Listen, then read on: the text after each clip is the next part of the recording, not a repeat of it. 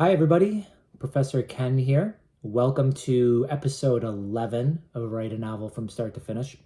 We are basically at the point where we are deep in the editing process. At this point, if you're watching this video, you should have gone through your manuscript twice by now. You went through the first draft, you focused on a couple of things. You went through the second draft, you focused on a couple of things, and we're really going to stick with that process. And I'm not going to recommend you doing a ton as you go through the third draft, but the things you are going to do are going to build on some of the stuff that we've already done. And we're going to incorporate kind of like one new thing as well. So if you haven't noticed yet, really a big part of what I'm trying to encourage you to do is not get overwhelmed during the editing process. The editing process can take a long time. If you're really talented and you're really good at making revisions and you're really, really, really good at writing, you might go through, 2 or 3 drafts and you might have something that you feel is ready to go. If you're like me, and you really need that editing process, you need to go through draft after draft in order to find stuff to make better, then I think this whole process is going to make a lot of sense to you. So let's dive right in. We are going into editing the third draft, all right? And what we did in the second draft was we focused a lot on, what ideas have been coming to us while we were out and about, trying to ignore our manuscript that's sitting on our computer or on our desk or whatever, and then incorporating a lot of those ideas in order to make the story better. So I gave you a couple of examples. I just had another example. One of the things I did with the manuscript I'm editing right now. So to give you another example of one of the things that I was thinking about as I was going through the second draft of my own novel is I found a spot that I wanted to delete, but I wasn't sure if there was anything in there that would be useful going forward. Like it might be something I could plug in somewhere else as the manuscript developed. So I basically copied and pasted it into a new Google Doc, and then I deleted it from the manuscript, and an idea came to me while I was shopping, I think. I was out, picking up a dozen apples or something, and I knew that I needed I knew that I needed to pick up some pain relievers because I was going on a flight, and I always get a headache when I'm on airplanes, and all of this stuff was like circling in my head as I was at the local supermarket, and then I got this idea for one of my characters and this part that I had deleted. And so I quickly wrote it down in my phone. And remember, I really encourage you to have a notes app ready on your phone so that you can jot down ideas when they come to you. And then when I went into my second draft, I didn't do this in my first draft. When I was finishing my first draft, I was still in that process. I was editing the first draft.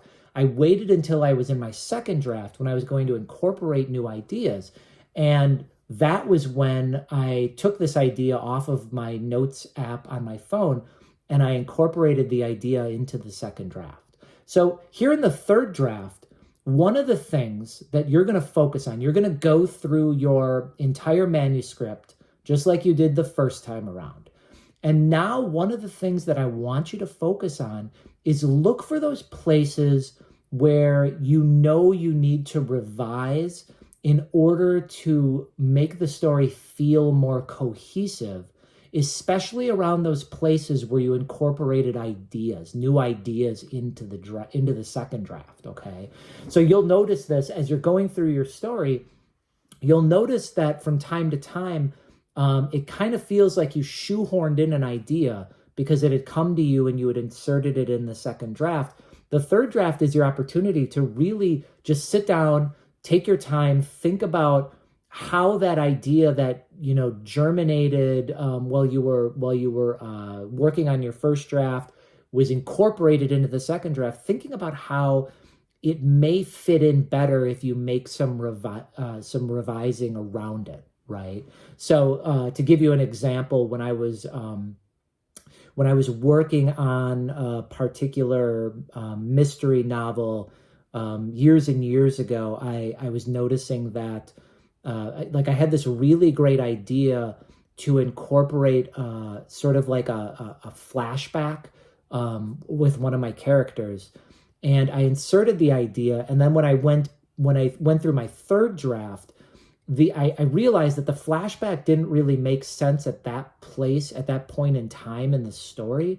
And so what I had to do was I had to think more about what revisions and what changes I needed to make in order for the flashback to feel like a cohesive part of the story. Okay. Remember, one of the things that really trips up writers is this idea that they've got a bunch of ideas, but they're not interconnected, right? You want everything in your story to feel very interconnected, so that the reader understands that everything you've put into the story is valuable, okay?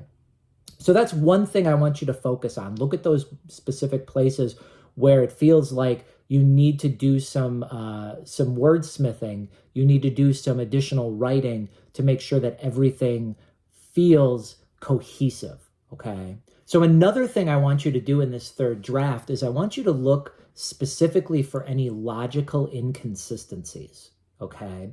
So as you're going through the draft, if one of your characters got to a location too quickly, if one of your characters was in a previous scene and was dressed a certain way and then comes to another scene dressed a different way, if this is really common in a lot of mysteries and thrillers and sometimes horror novels too. Like if one of the characters is injured in some way and then is doing fine in the next chapter, that's usually problematic. These logical inconsistencies tend to happen, especially if we're writing chapter by chapter, and especially if we're taking breaks. I know a lot of you who write, you basically try to make time and find time to write. And sometimes we can forget about everything that's happening in our world.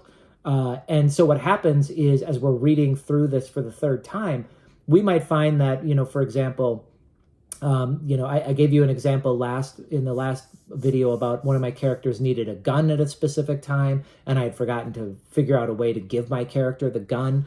I finally found a way to fix that. And I did that in my third draft of my story when I realized, oh, this is an inconsistency. This is the type of thing that, this is like the Romans don't wear wristwatches thing with movies, right? I've got to account for this, okay? If you're writing a mystery novel, if you're writing a thriller, if you're writing any sort of story that requires clues, or requires any sort of mystery to be solved, no matter what genre it takes place in, the third draft is a great place. When I'm talking about inconsistencies and new ideas that are coming to you, thinking about how those clues are lining up and leading to the end is a great thing to look at in the third draft run through as well. Okay, so what we're doing here is we're focusing on the big picture. Okay, we're not focusing on a lot of developmental editing. We're not focusing a ton. We're not focusing all of our energies on rewriting certain things that we don't like necessarily. Instead, what we're doing is we're thinking about how to look at that big picture and polish what we have, because ideally where we are right now is we've incorporated a lot of ideas, okay? We've incorporated some new ideas. We've played around with some other ideas. We've got some things in our novel or in our manuscript that maybe are a little inconsistent because we've been working on it in our free time, right? When we go into the fourth draft edit, which is going to be the next video, we're going to focus on now doing a lot more developmental editing, doing a lot more polishing. And at that point, we are going to start to feel we're at a place where our confidence is growing because the novel is starting to feel like this real tangible thing. And it gets more and more exciting from here, even though every edit is a slog, even though it can be such a challenge to find time. Every single time we go through it from here on out, it's going to feel better and better. And you're going to start to get more and more excited as you continue with this process. Okay. So stick with me, and don't forget to hit the like button. I guess that's a good thing, right? And I will see you for episode 11 when we go through draft 4 and we start doing some real polishing.